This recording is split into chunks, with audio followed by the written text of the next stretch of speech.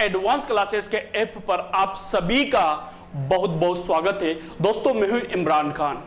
दोस्तों राजस्थान की कला व संस्कृति के अंदर बहुत ही इंपॉर्टेंट टॉपिक लेकर आया हूं जो हर एग्जाम में police, patwari, RAS, second grade, first grade, दोस्तों हर एग्जाम के अंदर बहुत ही इंपॉर्टेंट टॉपिक रहता है और जहां से दोस्तों हर बार क्वेश्चन पूछा जाता है और हर बार अधिकांश बच्चे दोस्तों क्वेश्चन को गलत करके आते हैं। लेकिन दोस्तों आज के बाद दोस्तों इस टॉपिक में से आपका कोई क्वेश्चन गलत नहीं होगा दोस्तों। तो दोस्तों वह टॉपिक है आपके सामने राजस्थान के वाद्य यंत्र। राजस्थान के वाद्य यंत्रों की चर्चा करेंगे दोस्तों। तो राजस्थान के वाद्य यंत्रों की बात करते हैं। करें स्टार्ट दोस्तों। आ जाइए बोर्ड पर, बिल्कुल सबका ध्यान बोर्ड पर। तो टॉपिक है दोस्तों अपने पास राजस्थान, राजस्थान के वाद्य यंत्र।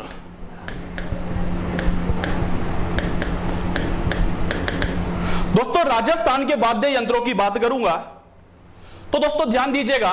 दोस्तों हमारे राजस्थान के अंदर बहुत सारे वाद्य यंत्र बहुत सारे वाद्य यंत्रों का प्रयोग किया जाता है, अनेक है दोस्तों।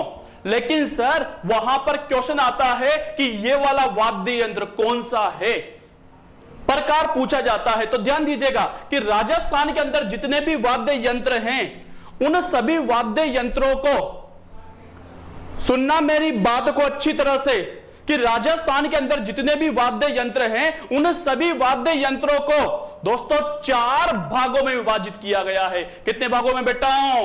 4 भागों में विभाजित किया गया है। तो दोस्तों बात करते हैं राजस्थान के वाद्य यंत्रों को, वाद्य यंत्रों को 4 भागों में, कितने भागों में बेटाओ? 4 भागों में विभाजित किया गया है। दोस्तों आज अच्छी तरह पढ़ लीजिए दोस्तों, दोबारा वाद्य यंत्र पढ़ने की जरूरत नहीं होने दूंगा दोस्तों।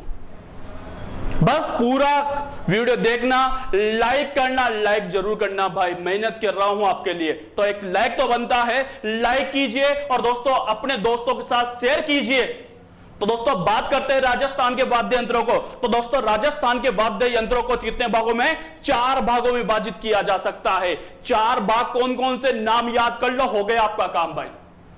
नाम याद कर लीजिए, हो गया आपका काम। तो पहला नंबर 1 है दोस्तों आपका तत्वाद्य यंत्र।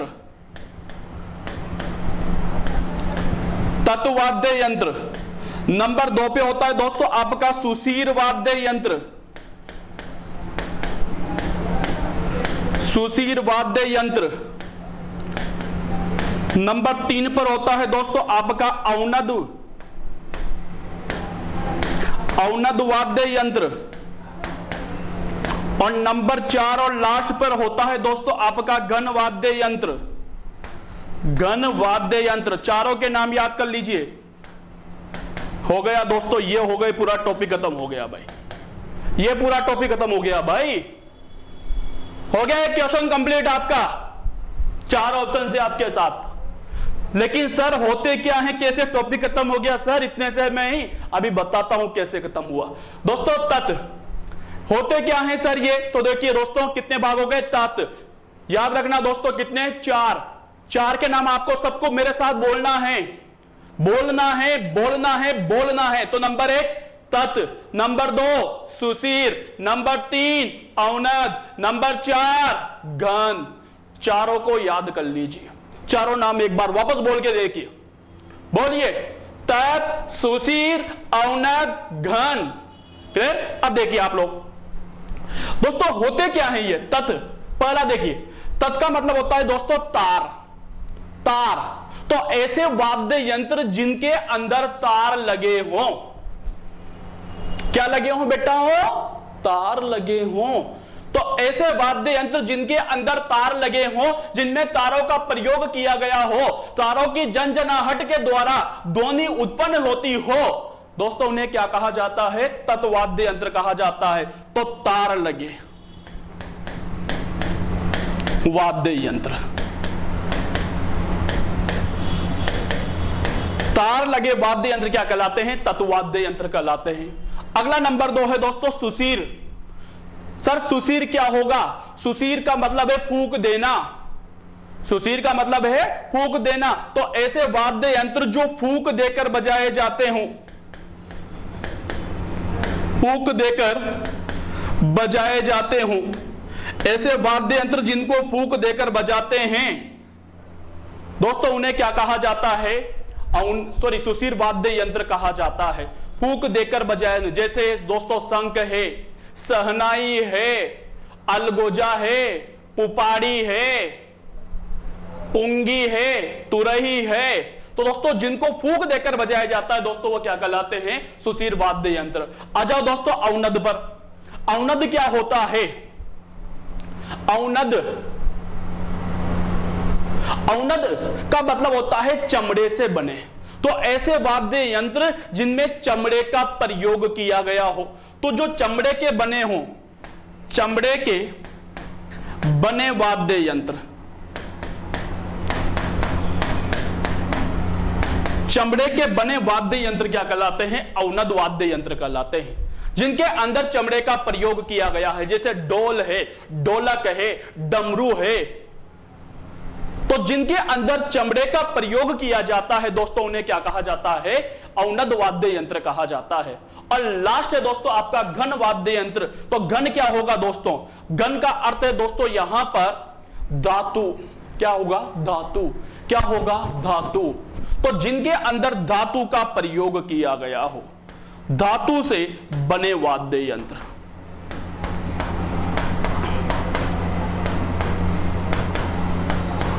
धातु से बने वाद्य यंत्र। देखिए ऐसे कौन कौन से बच्चे हैं जो दोस्तों कॉपी और पेन साथ लेकर बैठे हुए हैं? कौन है ऐसे बच्चे?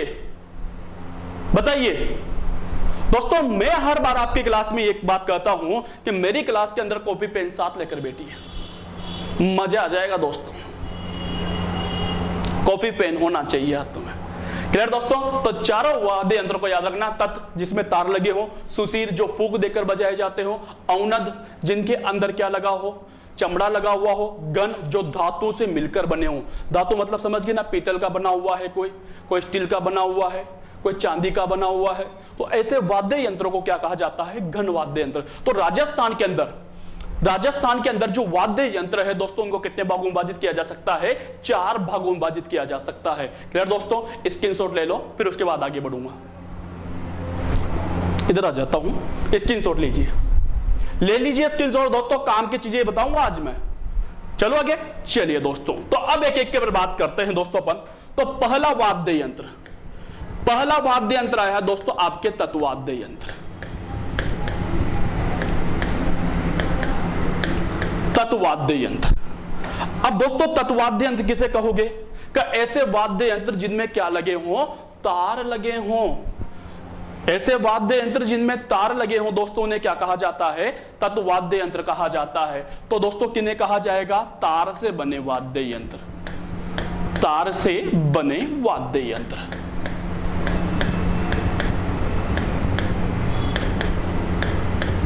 तार से बने हुए वाद्य यंत्रों को क्या कहा जाता है? तत्वाद्य यंत्र कहा जाता है। क्लियर दोस्तों? अब आ जाइए। सर तत्वाद्य यंत्र तो बहुत सारे हैं,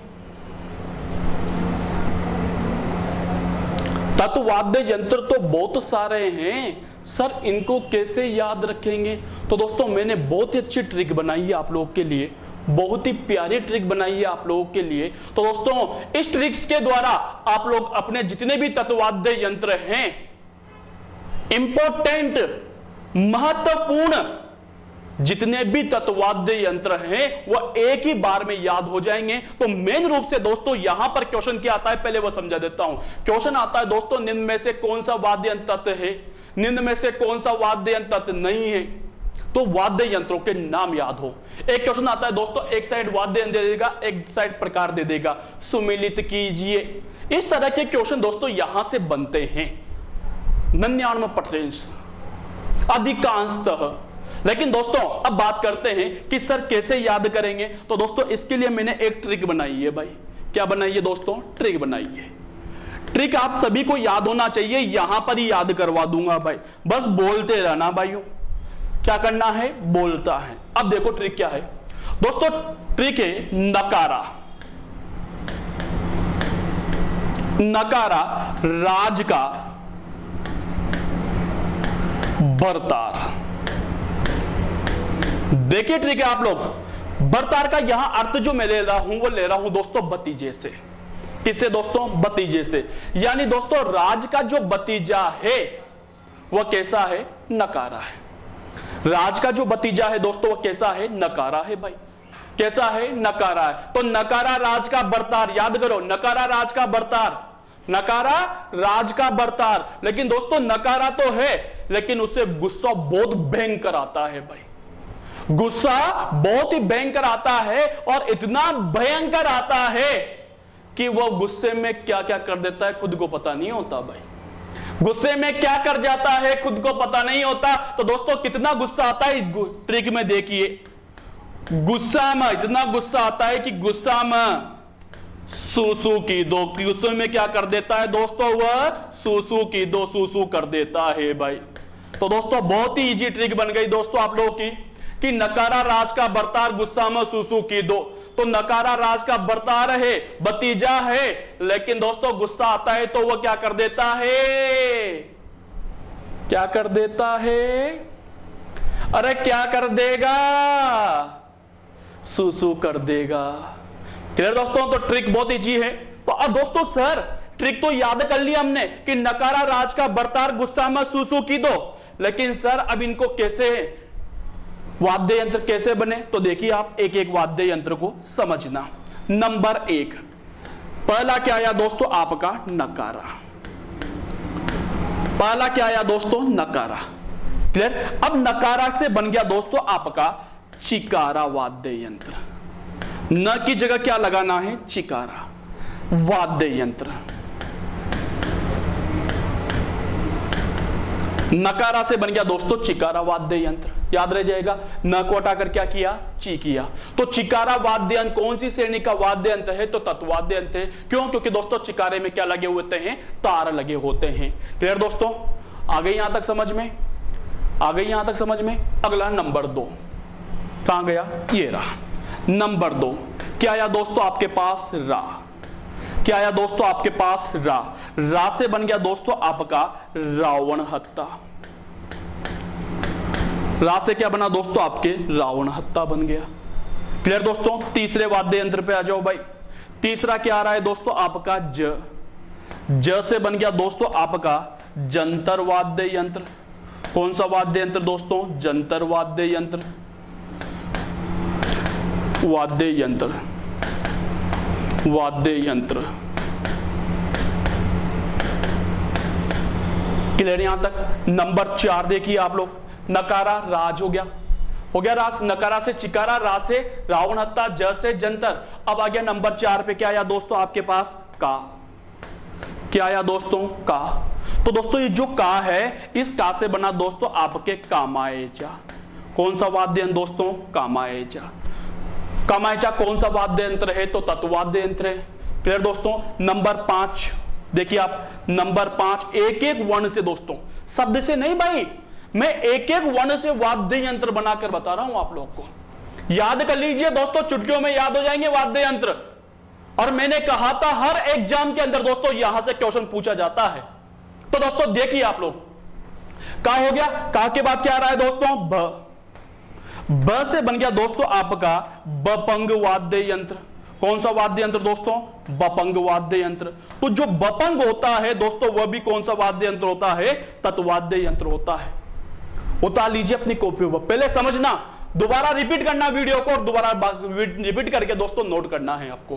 पहले समझिए नंबर 6 ब आ गया। ब के बाद क्या हो गया? र। देखिए आप एक एक वर्ण से बना रहा हूं। र से बना दोस्तों आपके रवाज वाद्य यंत्र। सॉरी, पेन चेंज करेंगे सब में। र से बना दोस्तों आपका कौन सा? रवाज वाद्य यंत्र।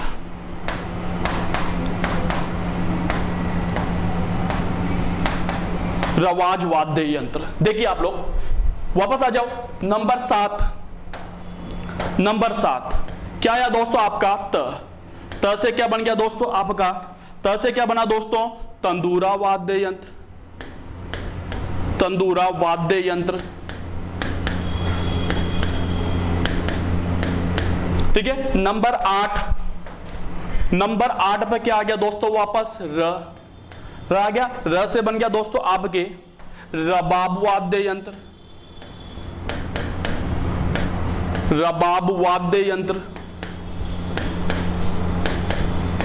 नाम याद रखना, हो जाएगा नाम याद। देखिए पहले यहां तक देखिए, नकारा राज का बरतार गुस्सा में शिशु के दो। तो पहले देखिए नकारा राज का बरतार, नकारा से क्या बना बोलिए, नकारा से चिकारा, रा से रावणत्ता, ज से जंतर, का से कमाईचा, ब से बपंग, र से रवाज, त से तंदूरा, र से रबाब। हो गया दोस्तों। अब आ जाओ पीछे वाले पर, गुस्से में शिशु कर दिया था भाई, अब आ जाओ गुस्से में शिशु कराते इससे गु, गु से बन गया दोस्तों आपका, गु से जो वाद्य यंत्र बना दोस्तों ये बना आपका गुजरी। दोस्तों गुजरी भी एक वाद्य यंत्र होता है जो कि तारों का बना होता है। ये जो गुजरी है ना दोस्तों एक जाति विशेष नहीं है, यहां पर गुजरी भी एक वाद्य यंत्र होता है दोस्तों जो कि जिसमें तार लगे होते हैं और ये सेम टू सेम रावण हत्थे की तरह बना होता है। क्लियर दोस्तों। अगला बात कर लेते हैं नंबर 10, क्या आ गया दोस्तों सा, सा से बन गया दोस्तों आपका, देखिए सा से बन गया दोस्तों आपका सारंगी। कौन सा वाद्य यंत्र दोस्तों, सारंगी वाद्य यंत्र, सारंगी वाद्य यंत्र। क्लियर दोस्तों। अगला क्या है दोस्तों आपका नंबर 11, नंबर 11 देखिए, नंबर 11 आप लोगों के लिए गुस्सा हो गया, मैं साइलेंट रखना है इसको। आ गया आपका सु, सु से हो गया दोस्तों आपके सुरमंडल, सु से बना दोस्तों आपका सुरमंडल। कौन सा वाद्य यंत्र दोस्तों, सुरमंडल वाद्य यंत्र। तो सुरमंडल जो वाद्य यंत्र, सुर को समझकर दोस्तों आप सुशीर मत कर देना भाई, जो सुरमंडल वाद्य यंत्र होता है वो दोस्तों कौन सा वाद्य यंत्र होता है, तत्वाद्य यंत्र होता है। क्लियर दोस्तों। नंबर 13 सॉरी नंबर 12 एक और आ गया बेटा वो आपका सु, तो इस वाले सु से बन गया दोस्तों आपका, इस वाले सु से बन गया दोस्तों आपका सुरिंदा। कौन सा वाद्य यंत्र दोस्तों, सुरिंदा वाद्य यंत्र।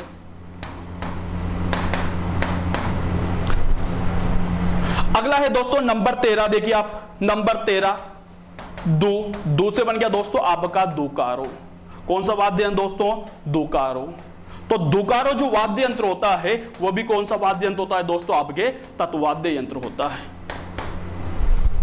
देखिए एक ट्रिक में आपको 13 वाद्य यंत्र एक ही बार में याद हो जाएंगे। तो ट्रिक क्या है दोस्तों, नकारा राज का बरतार गुस्सा में क्या कर दिया, सुसु कर दिया। तो नकारा से क्या बन गया, चिकारा। वापस याद कीजिए, रा से रावणत्ता, ज से जंतर, का से कमाईचा, ब से बपंग, र से रबाब, त से तंदूरा, र से रवाज। गु से गुजरी, सा से सारंगी, मु से मुल्ला, सु से सुरिंदा और दू से दुकारो। एक ही बार में दोस्तों 13 वाद्य यंत्र होंगे। और दोस्तों एग्जाम में कह रहा हूं अधिकांशतः सबसे ज्यादा जो क्वेश्चन आते हैं वह नाम पूछता है कि इनमें से तत्वाद्य यंत्र कौन सा है।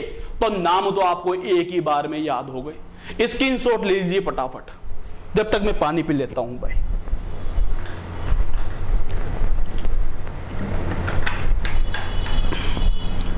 हो गया। चलिए दोस्तों अब देखिए, अब पढ़ते हैं इनको। पहला वाद्य यंत्र जंतर।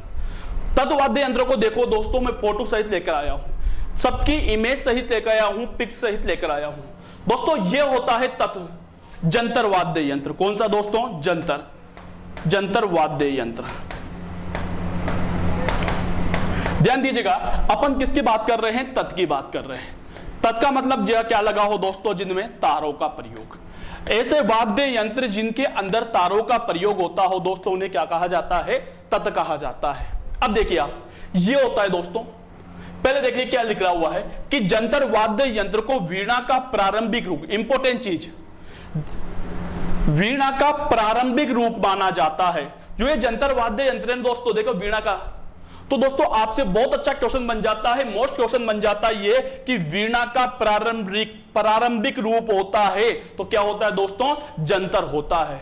याद है फड़ पढ़ी थी अपन ने, कहा था देव नारायण जी की फड़ का वाचन करते समय जंतर वाद्य यंत्र का प्रयोग किया जाता है, तो ये होता है दोस्तों जंतर। इस तरह का बना होता है। यहां ऊपर ये देखिए तार लगे हुए हैं भाई, ये देखिए छोटे छोटे ये तार लगे हुए हैं, यहां पर ये तार लगे हुए भाई, ठीक है।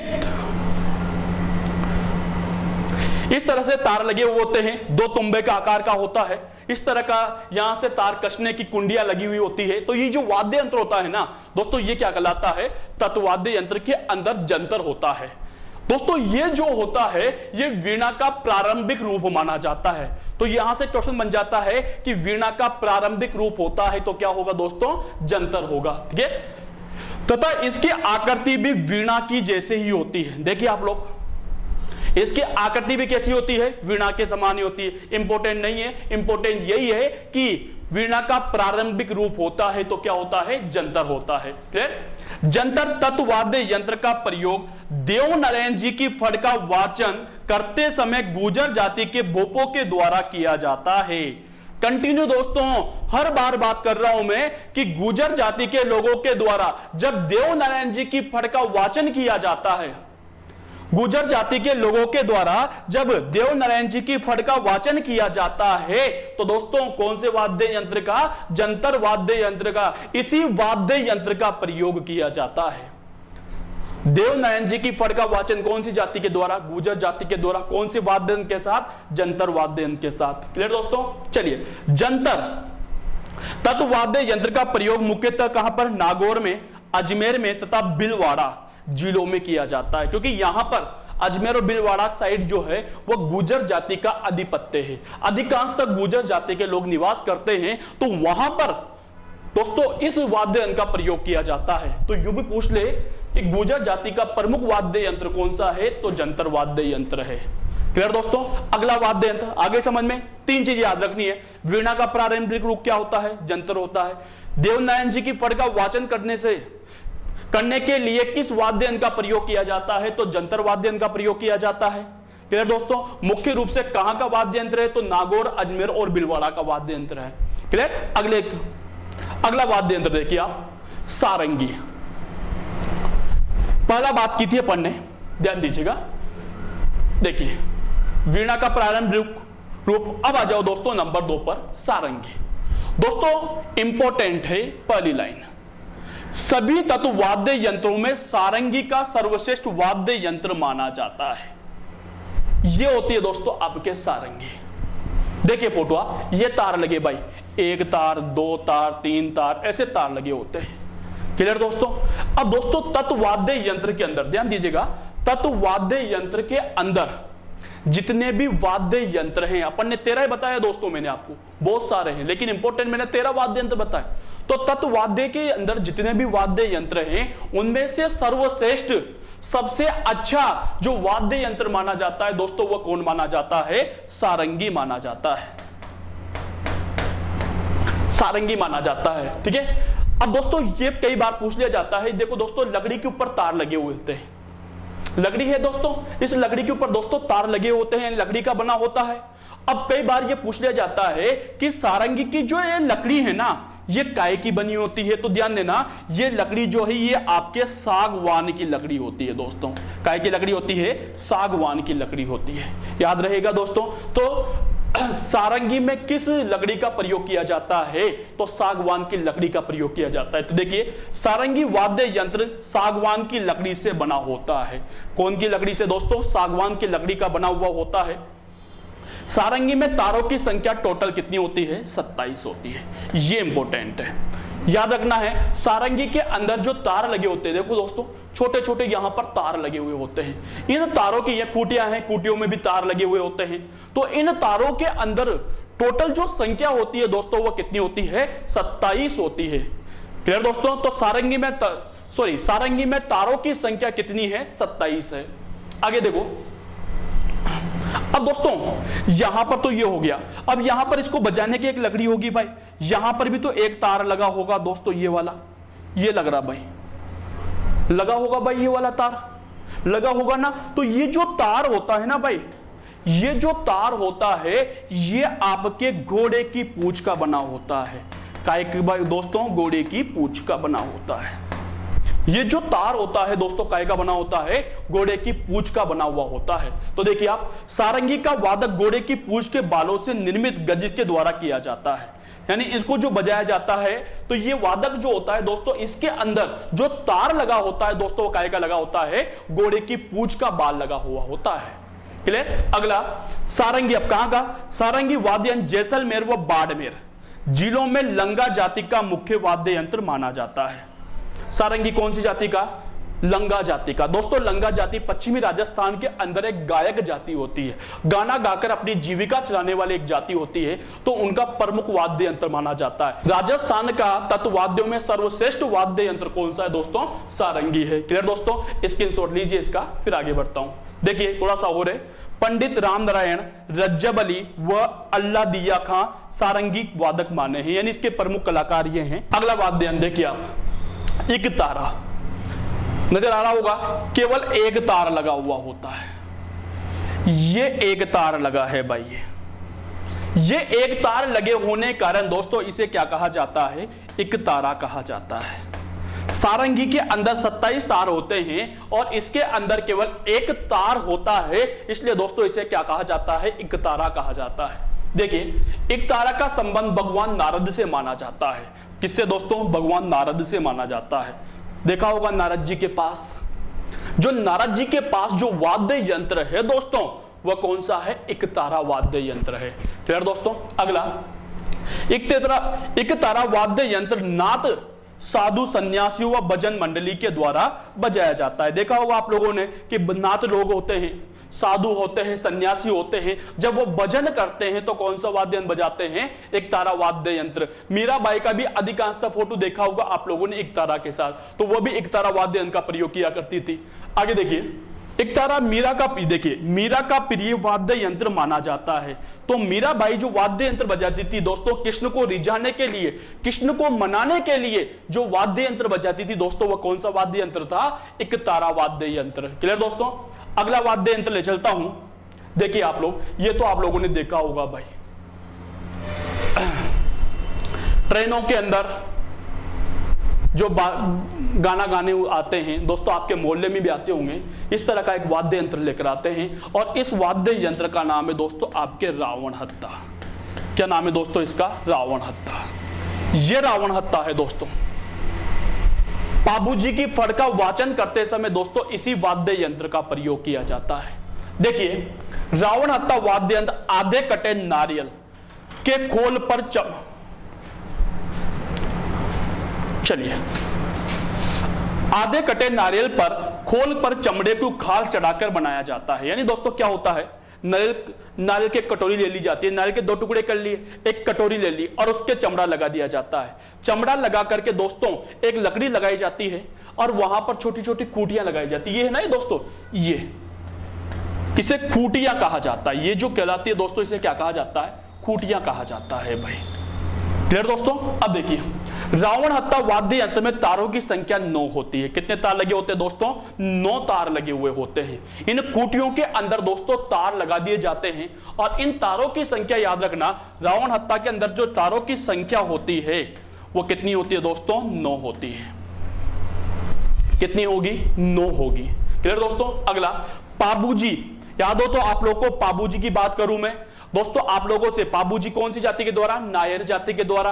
बात करूं दोस्तों बाबा रामदेव जी कौन सी जाति के द्वारा, कामर जाति के द्वारा। तो दोस्तों डूंगर जी हुए, तो पाबूजी बाबा रामदेव जी, इनकी जो फड़ का वाचन किया जाता है उसमें कौन सा वाद्य यंत्र बजाया जाता है, रावण हत्ता वाद्य यंत्र का प्रयोग किया जाता है। तो देखिए पाबूजी की भील जाति के बोपे, भील की जगह पर यहां पर बात करते हैं नायर, मुख्य रूप से कौन सी जाति की, नायर। या फिर बात करते हैं दोस्तों आप लोगों से रेबारी। नायर या रेबारी जाति के जो भक्त होते हैं ना, उनके द्वारा पाबूजी की फड़ का वाचन करते समय रावण हत्ता वाद्य यंत्र का प्रयोग किया जाता है। तो पाबूजी की बात करूं या मैं दोस्तों बाबा रामदेव जी की बात करूं, तो बाबा रामदेव जी की दोस्तों याद रखना कामर जाति। तो तो कामर जाति के द्वारा भी दोस्तों रावण हत्ता वाद्य यंत्र का प्रयोग किया जाता है। आपके मोहल्ले में दोस्तों गाने गायन करने वाले आते हैं तो उनके द्वारा भी दोस्तों रावण हत्ता वाद्य यंत्र का प्रयोग किया जाता है। क्लियर दोस्तों? पाबू जी के अलावा डूंगर जी, जवाहर जी के बोपे भी रावण हत्ता का बजाते हैं। तो डूंगर जी, जवाहर जी जिनका मंदिर पाटोदा गांव सीकर के अंदर बना हुआ है, उनके बोपे भी दोस्तों क्या बजाते हैं? रावण हत्ता बजाते हैं। तो रावण हत्ता का प्रयोग दोस्तों 3 देवताओं के द्वारा किया जाता है, 3 देवताओं की आराधना में किया जाता है। कौन कौन से देवता? पहले नंबर पे पाबू जी। पाबू जी की आराधना में भी दोस्तों रावण हत्ता वाद्य यंत्र बजाया जाएगा। दूसरे नंबर पे बात करूं तो बाबा रामदेव जी। बाबा रामदेव जी की आराधना में भी कौन सा वाद्य यंत्र बजाया जाता है? रावण हत्ता बजाया जाता है। तीसरा है दोस्तों आपके डूंगर जी। डूंगर जी और जवाहर जी दोनों चाचा भतीजे थे बेटाओं, तो इन दोनों के द्वारा भी दोस्तों, इन दोनों की आराधना में भी दोस्तों रावण हत्ता वाद्य यंत्र का प्रयोग किया जाता है। क्लियर? अगला वाद्य यंत्र की ओर ले चलता हूं। अगला वाद्य यंत्र आपका कामायचा। ये जो वाद्य यंत्र है दोस्तों, इसे क्या कहा जाता है? कामायचा कहा जाता है। क्लियर दोस्तों? कामायचा ईरानी वाद्य यंत्र है दोस्तों। ये हमारे यहां का नहीं है, कहां का है? मुख्य रूप से ईरान का है, हमारे यहां पर प्रयोग किया जाता है दोस्तों। इनके अंदर जो तारों की संख्या होती है दोस्तों, वो होती है आपके 19। सारंगी में याद रखना, सारंगी में 27, रावण हत्ता के अंदर 5, 9, 5, 9 और इसके अंदर 19 तारों का प्रयोग किया जाएगा। तो कामायचा वाद्य यंत्र में 19 तारों का प्रयोग होता है, यानी इसके अंदर जो तारों की संख्या होती है दोस्तों, वो कितनी होती है? 19 होती है। बात करूं कामायचा सारंगी के समान वाद्य यंत्र, किसके समान दोस्तों? सारंगी के समान होता है, सारंगी की तरह बना होता है।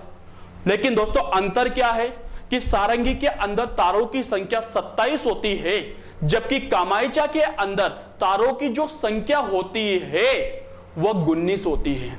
क्लियर? चलिए आगे बात करते हैं। रेगिस्तानी यानी पश्चिमी राजस्थान इलाके में बाड़मेर व जैसलमेर के अंदर एक जाति है दोस्तों लंगा, और दोस्तों एक और जाति होती है मांगलिकार। तो दोस्तों मांगलियार व लंगा जाति के लोगों के द्वारा बजाया जाता है। ये जो वाद्य यंत्र होता है जैसलमेर और बाड़मेर के क्षेत्रों में दोस्तों, जो लंगा जाति के लोग हैं उनके द्वारा दोस्तों इस वाद्य यंत्र का भी प्रयोग किया जाता है। नाथ पंथ के साधु भी वह व्रतहति व गोपी चंद की कथा की गीत में कामायचा वाद्य यंत्र का प्रयोग किया जाता है। तो दोस्तों साथ में दोस्तों व्रतहरि जी अलवर, उनके साथ उनकी आराधना में भी दोस्तों इसी कामायचा वाद्य यंत्र का प्रयोग किया जाता है। क्लियर दोस्तों? अगले वाद्य यंत्र की ओर ले चलता हूं। अगला वाद्य यंत्र है दोस्तों बपंग। बपंग देखिए आप लोग, बपंग आपको ऐसा लग रहा होगा कि दोस्तों ये डमरू होगा मार साहब, डमरू की तरह नजर आ रहा होगा दोस्तों आप लोगों को, लेकिन डमरू को दोस्तों चमड़े का बना होता है, ये भी होता है, लेकिन इसके अंदर दोस्तों तार लगे हुए होते हैं। तो इसकी जो आकृति होती है ये है दोस्तों आपका बपंग। तो इसकी जो आकृति होती है दोस्तों वह कैसी होती है? डमरू की तरह की होती है। देखिए आप डमरू, ऐसा लग रहा होगा जैसे मार साहब ने डमरू का फोटो लगा दिया यहां पर। तो दोस्तों इसकी जो आकृति होती है बपंग की, वह कैसी होती है? डमरू के समान होती है। तो देखिए आप, बपंग वाद्य यंत्र डमरू की आकृति से मिलता जुलता है, यानी इसकी आकृति जो होती है वह डमरू के समान होती है। बपंग वाद्य यंत्र तुम्बे की लकड़ी से बना होता है। तुम्बा जानते हो ना, बेल आती है तुम्बा की, ठीक है? तो वो जो तुम्बा होता है ना उसका बना हुआ होता है। बपंग वाद्य यंत्र राजस्थान में अलवर जिले में, इंपॉर्टेंट है दोस्तों, अलवर जिले में लोकप्रिय वाद्य यंत्र है। अलवर जिले में सबसे ज्यादा जो वाद्य यंत्र बजाया जाता है वह कौन सा बजाया जाता है दोस्तों? बपंग वाद्य यंत्र का सबसे ज्यादा प्रयोग किया जाता है। तो अलवर में मुख्य रूप से बात करूं मैं कि अलवर व उसके आसपास के क्षेत्रों में या मेवात में सबसे ज्यादा किस वाद्य यंत्र का प्रयोग किया जाता है? तो बपंग वाद्य यंत्र का प्रयोग किया जाता है। क्लियर? अगली बात करूं कि राजस्थान में अलवर जिले में, अलवर की बात कर रही थी, तो जोगी जाति के लोग बपंग वाद्य यंत्र के साथ राजा भर्तहरि, राजा भर्तहरि का कहां पर है? अलवर के अंदर। भक्त पूरणमल व हीर राजा इत्यादि की लोक गाथाएं गाते हैं। क्लियर दोस्तों? तो बात करते हैं, दो ही चीज इंपॉर्टेंट है इसके अंदर आप लोगों के लिए कि डमरू की आकृति का वाद्य यंत्र कौन सा होता है? बपंग होता है। किस जिले का मुख्य वाद्य यंत्र माना जाता है? अलवर का या मेवात का? और दोस्तों इसके जो प्रमुख कलाकार माने जाते हैं, यहां पर लिख देता हूं प्रमुख कलाकार, पूछा जाता है दोस्तों इसके बारे में। इसके जो प्रमुख कलाकार माने जाते हैं दोस्तों, वो माने जाते हैं आपके जहूर खां मेवाती। जहूर खां मेवाती।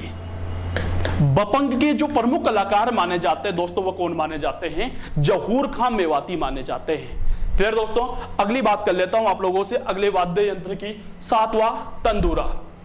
तंदूरा या फिर तंबूरा इस तरह का बना होता है दोस्तों। देखिए आप लोग, एक तारा की तरह नजर आ रहा होगा आप लोगों को। तो दोस्तों इस तंदूरे में, त का मतलब याद रखना 4, तो इस तंदूरे वाद्य यंत्र में 4 तार लगे होते हैं। कितने तार होते हैं दोस्तों? 4 तार। इसके अंदर कितने तार होंगे? 4 तारों का प्रयोग किया जाएगा। ये देखिए आप लोग, यहां पर 4 तार, खूंटियां लगा दी जाती है। तंदूरा वाद्य यंत्र को वेणी भी कहा जाता है दोस्तों। इस वाद्य यंत्र को क्या कहा जाता है? वेणी भी कहा जाता है। क्लियर? अगली बात कर लेता हूं। तंदूरा वाद्य यंत्र को सर्वाधिक कामड़ जाति के लोगों के द्वारा बजाया जाता है। इंपॉर्टेंट, तंदूरा जो ये वाद्य यंत्र है दोस्तों, सबसे ज्यादा सर्वाधिक बार जो बजाया जाता है दोस्तों, वह कामड़ जाति के लोगों के द्वारा बजाया जाता है। और कामड़ जाति वही जाति है जिसकी स्थापना बाबा रामदेव जी के द्वारा की गई थी, रुणीचा जैसलमेर के अंदर की गई थी। दोस्तों तो इस तंदूरे का जो सबसे ज्यादा प्रयोग किया जाता है वह कौन सी जाति के द्वारा किया जाता है? तो कामड़ जाति के द्वारा किया जाता है। अगला वाद्य यंत्र ले लेता हूं आप लोगों के लिए, जाना पहचाना रबाब या रवाब। मुख्य रूप से दोस्तों इसे रबाब कहा जाता है। यह रबाब वाद्य यंत्र है दोस्तों। लग रहा होगा कि वायलिन है मार साहब, हाँ वही है भाई, वायलिन तो देखा होगा। ठीक है, तो राजस्थान में रबाब वाद्य यंत्र अलवर तथा टोंक जिलों में लोकप्रिय वाद्य यंत्र है। अब अलवर में बजाया जा रहा है तो मुख्य रूप से कौन सी जाति के द्वारा बजाया जाएगा दोस्तों? मेऊ जाति के द्वारा। तो रबाब वाद्य यंत्र को मेऊ व भाट जाति के लोगों के द्वारा बजाया जाता है। अर्थात मेऊ व भाटों का मुख्य वाद्य यंत्र कौन सा होता है? रबाब होता है। तो मुख्य रूप से जो रबाब वाद्य यंत्र होता है ना, वो दोस्तों या तो मेऊ जाति के द्वारा और अलवर के भाट जाति के लोगों का द्वारा बजाया जाता है। क्लियर दोस्तों? अगले वाद्य यंत्र की ओर ले चलता हूं देर ना करते हुए। अगला वाद्य यंत्र रवाज। दोस्तों रबाब अलग होता है, रवाज अलग होता है। देखिए समझिए, जो रवाब होता है ये ऐसा बना होता है। अलवर क्षेत्र का, अलवर जिले का या अलवर के आसपास के क्षेत्रों का मुख्य वाद्य यंत्र है जो कि मेऊ व भाटों के द्वारा बजाया जाता है। जबकि एक और वाद्य यंत्र ऐसा ही होता है, उसे कहा जाता है रवाज। रवाज वाद्य यंत्र के अंदर दोस्तों 12 तार होते हैं। कितने तार होते हैं? 12 तार होते हैं। लेकिन कब यूज किया जाता है? कि पाबूजी की लोक गाथा गाते समय भील जाति के भोपों के द्वारा वाद्य यंत्र बजाया जाता है। तो ये रवाज जो वाद्य यंत्र बजाया जाता है पाबूजी की आराधना में बजाया जाता है। दोस्तों पाबू कंफ्यूज हो गए होंगे बच्चे, मेरे को पता है बच्चे कंफ्यूज हो गए होंगे। यहां पर कंफ्यूजन दूर करने के लिए तो हूं भाई। दोस्तों पाबूजी की आराधना में 3 वाद्य यंत्रों का प्रयोग किया जाता है, समझना दोस्तों। पहला है रावण हत्ता, दूसरा वाद्य यंत्र है जो पाबूजी की आराधना में बजाया जाता है दोस्तों, वह है माठ। और तीसरा वाद्य यंत्र जो पाबूजी की आराधना में बजाया जाता है दोस्तों, वह है आपके रवाज। अब कब कब बजाया जाता है दोस्तों, इनको यहीं क्लियर कर लीजिए, आप मात नहीं खाओगे कहीं पर भी। दोस्तों रावण हत्ता जो है पाबूजी की फड़ का वाचन करते समय गाया जाता है। जब पाबूजी की फड़ का वाचन किया जाता है तो कौन सा वाद्य यंत्र बजाया जाता है? रावण हत्ता बजाया जाता है। जबकि दोस्तों पाबूजी की आराधना में जो गीत गाए जाते हैं, गीत का मतलब समझ गए? गीत को दोस्तों पाउड़े कहा जाता है। गीत को क्या कहा जाता है? पाउड़े कहा जाता है। तो पाउड़े के समय पाबूजी के जब पाउड़े गाए जाते हैं, पाउड़े मतलब होता है गीत, तो पाबूजी के जब गीत गाए जाते हैं, पाबूजी के जो पाउड़े गाए जाते हैं, तो दोस्तों कौन सा वाद्य यंत्र बजाया जाएगा? माठ बजाया जाएगा। जबकि पाबूजी की लोक गाथा यानी दोस्तों उनके बारे में कथाएं सुनाई जाती है, तो वहां पर कौन सा वाद्य यंत्र बजाया जाता है? रवाज बजाया जाता है। तो ये चीजें याद रखना, यहां कंफ्यूज हो जाते हैं बच्चे। सबको एक ही चीज याद कर रखी है कि पाबूजी रावण हत्ता, पाबूजी रावण हत्ता। नहीं दोस्तों, पाबूजी के भक्तों के द्वारा 3 वाद्य यंत्र मुख्य रूप से बजाए जाते हैं।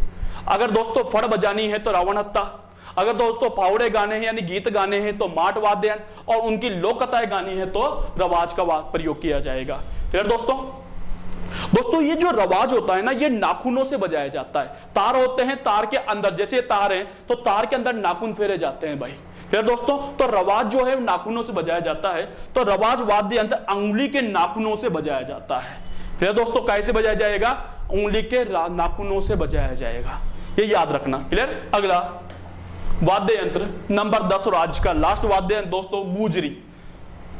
मैंने कहा था गुजरी जो है जाति विशेष की बात ना कर एक वाद्य यंत्र भी होता है जिसके अंदर तार लगे होते हैं। फिर दोस्तों गुजरी वाद्य यंत्र रावण हत्ता कहा था, मैं भी समझाया था मैंने कि दोस्तों जैसे रावण हत्ता था सेम टू सेम रावण हत्ता, देखिए आप बता देता हूं आप लोगों को मैं, ये रहा, ये रावण हत्ता है दोस्तों। इसका जो छोटा रूप होगा, ध्यान देना, ये तो बड़ा हो गया भाई, इसका जो छोटा रूप होता है, इस रावण हत्या का जो छोटा रूप होता है दोस्तों वो क्या कहलाता है? गुजरी कहलाता है। तो रावण हत्या बड़ा होता है और गुजरी छोटा होता है, कुछ अंतर नहीं है भाई, समझ जाओ, इतना सा है। उसमें भी तार लगे होंगे, इसमें भी तार लगे होंगे, इसमें 9 तार है भाई, नहीं लिखा क्या? 9 तार, ये रहे। इसके अंदर कितने तार होंगे? 9 तार होंगे, तो वहां पर भी यही बात करूंगा, लेकिन वह छोटा होता है और ये बड़ा होता है। आ जाइए उसी पेज पर, चलिए। तो गुजरी रावण हत्या वाद्य यंत्र से छोटा व रावण हत्या वाद्य यंत्र जैसा ही वाद्य यंत्र होता है। उसका रावण हत्या का छोटा रूप क्या कहलाता है? गुजरी कहलाता है। गुजरी वाद्य यंत्र में तार कितने? 5, जबकि रावण हत्या में तार कितने?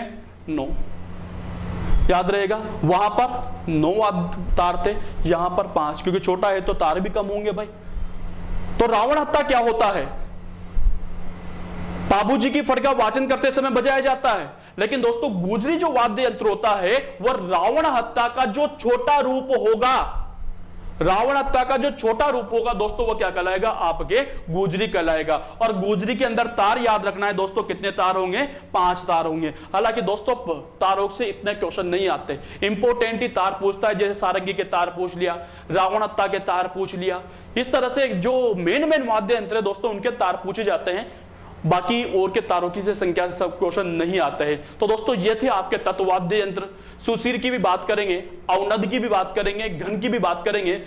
उम्मीद है आप लोग को अच्छी तरह समझ में आए होंगे। दोस्तों यहां से मैं कंटिन्यू आप लोगों से एक ही बात बोल रहा हूं, यहां से जो क्वेश्चन आते हैं वो दोस्तों वो केवल एक ही क्वेश्चन आता है कि ये जो है वो कैसा होता है, तत् है, सुशिर है, अवनद है या गण है। उनके नाम आपको याद रखने हैं कि ये वाद्य यंत्र कौन सी श्रेणी के अंतर्गत आता है, इसके अलावा कोई क्वेश्चन नहीं आएगा दोस्तों। थोड़े डिटेल वाले क्वेश्चन जो जहां से क्वेश्चन बनते हैं दोस्तों उसके बारे में मैंने आपको यहां पर जानकारी दी है। उम्मीद है आप लोगों को समझ में आया होगा, और दोस्तों समझ में आ गया है तो शेयर कीजिए, अपने दोस्तों को बताइए, और दोस्तों हमारे चैनल को लाइक कीजिए, सब्सक्राइब कीजिए। आज की क्लास में यहीं पर विराम दे रहा हूं, फिर मिलूंगा दोस्तों नेक्स्ट क्लास के अंदर। थैंक यू, शुक्रिया, धन्यवाद दोस्तों।